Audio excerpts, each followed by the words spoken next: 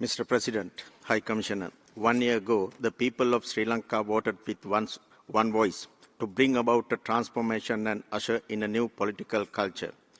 Our democratic traditions have been upheld through timely elections held in free, fair and peaceful manner. A number of measures have been introduced to promote the economic and social well-being of the people, to strengthen reconciliation and ensure social justice. Mr. President, the government has provided comments on the High Commissioner's report, and I wish to address some of the matters raised in it.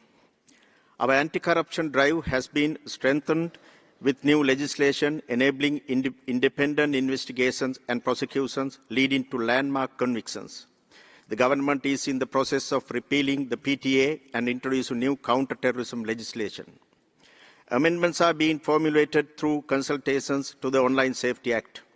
The government continues to strengthen the domestic reconciliation mechanisms by guaranteeing their independence and the necessary financial and human resources allocations. Respecting the right for truth and justice, the government has allocated required resources for excavations at the 𝐁𝐋𝐈𝐍𝐾𝐈𝐻 site, which are being carried out under judicial supervision. Further consultations are underway with a view to establishing a Truth and Reconciliation Commission. The Cabinet of Ministers approved the proposal to prepare a national policy and action plan on reconciliation and coexistence. The government has issued instructions to law enforcement authorities to guarantee and enabling environment and sufficient space for civil society. People from all parts of the country memorialize their loved ones without any hindrance. In line with the government's vision and commitment for a reconciled Sri Lanka, a Sri Lanka Day is to be celebrated in the first week of December. Views of the general public and the National Human Rights Commission have been called for the establishment of an independent public prosecutor's office.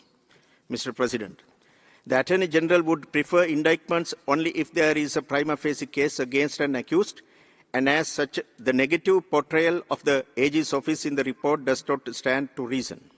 The prosecutorial discretion of the Attorney General is not an unfettered power and is subject to the full force of judicial review. The reference to the amended Personal Data Protection Act in the report is erroneous, as the proposed revisions are not related to exemptions as indicated. The government is committed to advancing accountability through credible domestic processes. Recent decisions by the Sri Lankan courts demonstrate the independence of the Sri Lankan judiciary.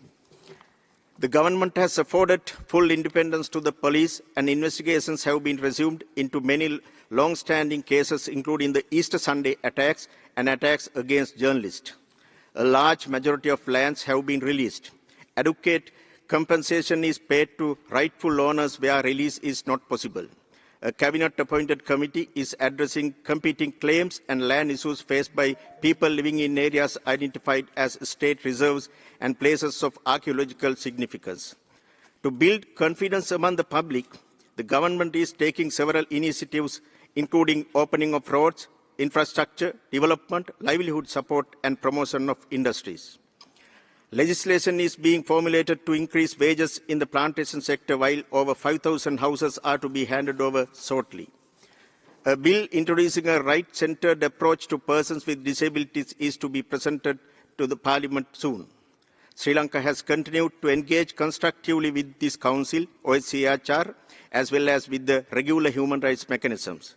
Mr. President, developments within less than a year clearly demonstrate our genuine commitment and determination to protect and promote the rights and well-being of all Sri Lankans through our domestic processes.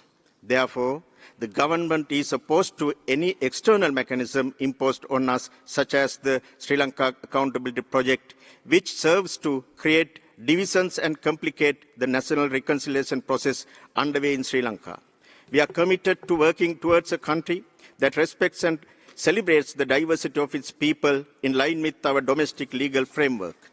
The government will continue to work in close cooperation with the international community through capacity building and technical assistance in mutually agreed areas to further strengthen these efforts. We urge this Council to take note of the progress made within a short period.